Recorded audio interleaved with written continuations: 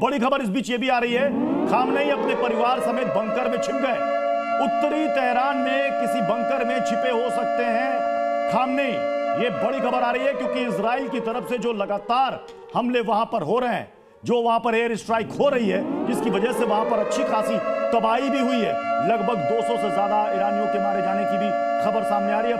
खबर यह भी है कि ईरान के सर्वोच्च नेता खामनेई अपने परिवार समेत बंकर में छिप गए हैं। यूके देवनाथ सर, अब ये खबर की पुष्टि होनी बाकी है, लेकिन ये हो भी सकता है क्योंकि जिस तरीके से इजराइल लगातार हमले कर रहा है, सेफ जोन में तो जाना चाहेंगे नेता। प्रत्युष, दुनिया के जितने भी देश हैं, चाहे अमेरिका हो, रशिया हो, ईरान हो, इजराइल भी हो, और शायद भारत में भी, हम जानते हैं कि युद्ध की परिस्थिति में जैसे ही ये आशंका हो कि दुश्मन टॉप लीडरशिप को टारगेट करने वाला है, तो टॉप लीडर को हमेशा एक सेफ बंकर में लेके जाते हैं, 20-25-30 किलोमीटर या 200-250 किलोमीटर। अगर खामनेई को उत्तरी ईरान में ले गए हैं, इसका सबसे बड़ा कारण ये भी हो सकता है, ना सिर्फ उनको ये आशंका है कि इजराइल का हमला हो सकता है, वरन उनको ये भी आशंका है कि अरब सागर से या पर्शियन गल्फ से यूएस नेवी के शिप्स जो है टोमाहॉक क्रूज मिसाइल द्वारा खामनेई के घर तक पहुंच सकते हैं। इसीलिए उन्हें उत्तर ईरान में ले गए होंगे, क्योंकि ताकि वो सबमरीन या शिप से जो यूएस नेवी के शिप टोमाहॉक क्रूज मिसाइल उसके जद्दोजहद से बाहर रहें।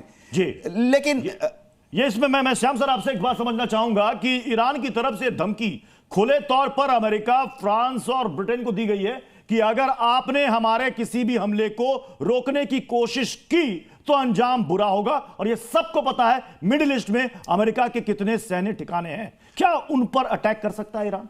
पहले मैं दम की बात कहूं प्रत्युष, तो हमने 7 तारीख को 1:30 बजे जो मारा था ऑपरेशन सिंदूर में, अगले दिन प्रधानमंत्री ने कहा कि हमारे सब सैनिक वापस आ गए हैं, हमने अपना मुकाम हासिल कर रहा है। राजनाथ सिंह जी, आप जम्मू कश्मीर जाइए और सैनिकों से मिलिए।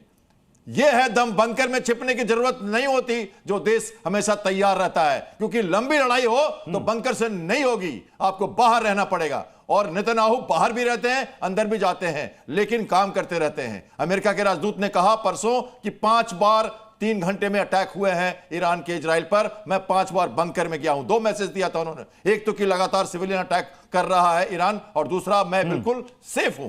तो ये कहते हैं वो। और दूसरी बात आपने कहा जो धमकी, तो देखिए एयरक्राफ्ट कैरियर की पूरी फ्लीट, मेडिटेरियन फ्लीट, जो मेडिटेरियन एरिया में, रेड सी में पूरी फ्लीट, और आपको मैंने बताया सुबह सुबह आज गल्फ में एक बड़ा यूके का डिस्ट्रॉयर, उसको इंटरसेप्ट करके कहा है कि तुम गल्फ की तरफ मत आओ, क्योंकि वो मिसाइल्स को टारगेटिंग करने में हेल्प कर रहा था इजराइल को। तो पता है 60 से ज्यादा बेस